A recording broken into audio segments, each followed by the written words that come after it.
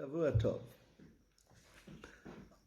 Over this Yom Tov period, when I wasn't trying to stop my kids from killing each other, I read a great book on the emancipation of Jews and the great Jewish thinkers that came out of this emancipation period. So say from the late 1700s through to the beginning of the 20th century.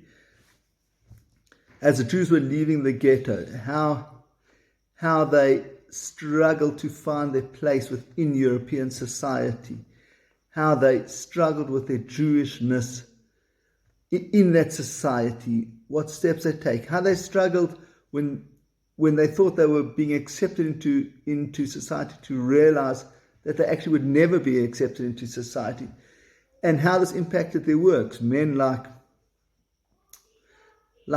Karl Marx, Heinrich Heine, Sigmund Freud, all these names that are household names today, but their work is permeated with a struggle for acceptance and the realization of perhaps never being acceptance. And there's so many lessons we learn of how blessed we are in our world, but also about the struggles we have from reading the histories of these people.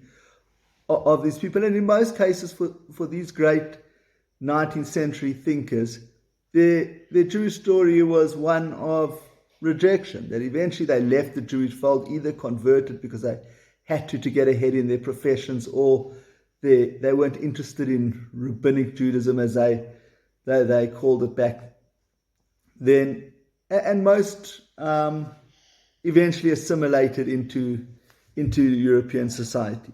But there was one man who fought against this assimilation and against this thinking that Jews had to give up Judaism to get ahead, and that was Rav Shimshon Raphael Hirsch. And whoever has learned with me knows I quote Rav Hirsch more probably than anybody, because his writings are so vibrant and reverberate to today's situation, even though they were written 150 years ago. And one of the areas Rav Hirsch really tackled was in laws, in Vayikra, in the laws of the temple, of the laws of purities and impurities, things that were archaic and which we have no understanding in the modern mind. And those are the things that Judaism was being attacked on. That why should you keep kosher? And look at these laws, they're from a different age, they're barbaric. So Rav Hirsch wrote tremendously on these laws. And in this week's parasha, he writes on the laws of kashrut and the laws of tumah and tahara. Tremendous insight on how they apply to our life today. So just to give a brief explanation of this, first he writes that the idea of eating is always compared to either kadoshim to you must be holy and therefore you can only eat kosher, or don't eat these things because they will make you tameh. So it's not in any way a physical action. Eating becomes a spiritual action by maintaining the laws of kashrut. And earlier on in Vayikra, shows what is the idea of kedusha. He says this idea of kedusha, it's the idea of truthfulness, of independence, of autonomousness. He said, Hashem explains in this week's parasha, Ki ani Hashem Elohechem v'hitkashtem, I'm Hashem who has made you holy. Vayitim kedusha, you must be holy because I myself am holy. And what does that mean? That means I act independently. There is nobody who makes our decisions for me. And therefore, that becomes the definition of holiness. And many of the laws of the Beis HaMikdash surround that. So just looking at a few in the laws of Tumah and Tahara. So he says, if it's true that Tumah and Kedusha are very much in the spiritual realm, then they only apply to man. And therefore he says, we see that in all the laws of Tameh. The laws of Tameh only apply to implements that man controls.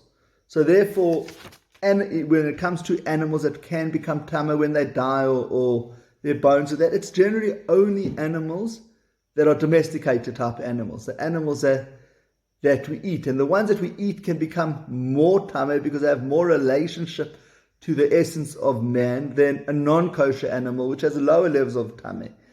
He said when it comes to creations, to vessels, so earthenware things like pottery or glass or metal or fabrics.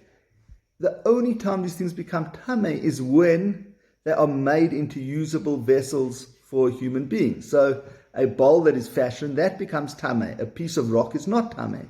A fork made out of metal can become tameh. A piece of metal sheeting cannot become tameh. And on and on. It's those things, because that is what is used for the essence of man, for our creativity and for our work. And therefore those things can become tameh, to teach us that in everything we do, we can uplift it and become holy people.